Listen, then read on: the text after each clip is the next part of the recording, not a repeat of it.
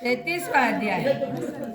सूत जी ने कहा, इतनी कथा सत्यभामा को सुनाकर भगवान श्री कृष्णचंद्र संध्या करने के महल में चले गए। यह कार्तिक मास का व्रत भगवान विष्णु को अति प्रिय है तथा भक्ति को वरदान करने वाला है। रात्रि में जागरण, प्रातः काल में स्नान, तुलसी वट का सिंचन, उद्यापन, दीपदान, 5 कर्म भगवान के कर्म भगवान विष्णु को प्रसन्न करने वाले हैं, इसलिए इनका पालन अवश्य करना चाहिए। ऋषियों ने कहा, भगवान विष्णु का प्रिय, अधिक फल का देने वाला, शरीर के रोम रोम को प्रसन्न करने वाला और कार्तिक मातम आपने कहा वो मोक्ष चाहने करने वाले और मोक्ष के इच्छुक मनुष्य के व्रत अश्वमेध यज्ञ को करना चाहिए।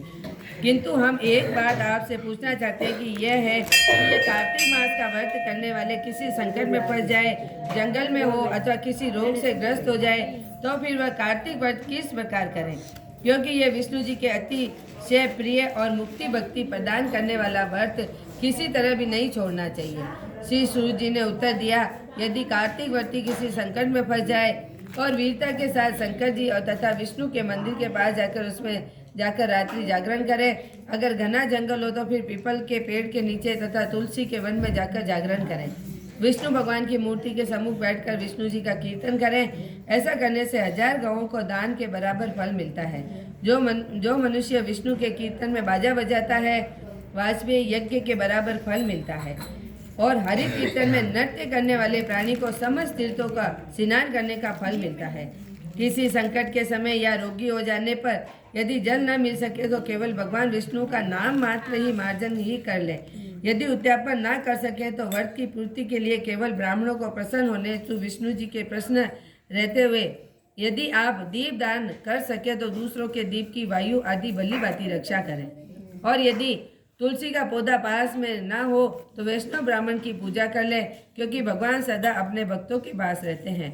इन सब के न होने पर व्रती ब्राह्मण को गो, पीपल, वट वृक्ष की श्रद्धा का सेवा करें। सौनकादिक ऋषियों ने कहा, आपने गो तथा ब्राह्मणों के सदस्य पीपल वट वृक्ष को बतलाया और सभी वृक्षों में पीपल का वृक्ष और वट वृक्ष श्रेष्ठ क्यों कहे गए हैं। श्री सूर्य ने कहा, पीपल का पेड़ साक्षात भगवान विष्णु है और पलाश का पेड़ साक्षात ब्रह्मा है। इन वृक्षों की पूजा, सेवा, दर्शन सब पापों को नाश होता है। ऋषियों ने कहा, हे प्रभु, हम लोगों के इसमें क्या शंका है। ब्रह्मा, विष्णु और मैं और वृक्ष रूप क्यों हुए, कृपा करके आप हमें बतलाइए। श्री सूर्य जी ने कहा, प्राचीन काल में भगवान शंकर और पार्वती जी विहार कर रहे थे, उसी में उनके विहार में विघ्न डालने का विचार से ब्राह्मण का रूप धारण करके अग्निदेव वहाँ आ गए।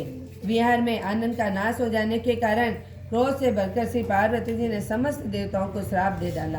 पार्वती जी ने कहा, हे देवताओं, विशेष सुख की कटी पतंगों को जो जानते हैं उसके आप लोग देवता होकर विघ्न डाल रहे हो, इसलिए आप सब लोग वृक्ष हो जाओ। सूर्य जी ने कहा, इस प्रकार क्रोधित पार्वती जी के हिसाब से सब देवता वृक्ष हो गए।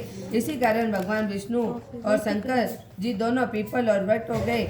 इसी कारण भगवान विष्णु शनिदेव के साथ योग होने के कारण केवल शनिवार को पीपल का स्पर्श करना चाहिए और किसी भी दिन नहीं। बोलो विष्णु भगवान की जय।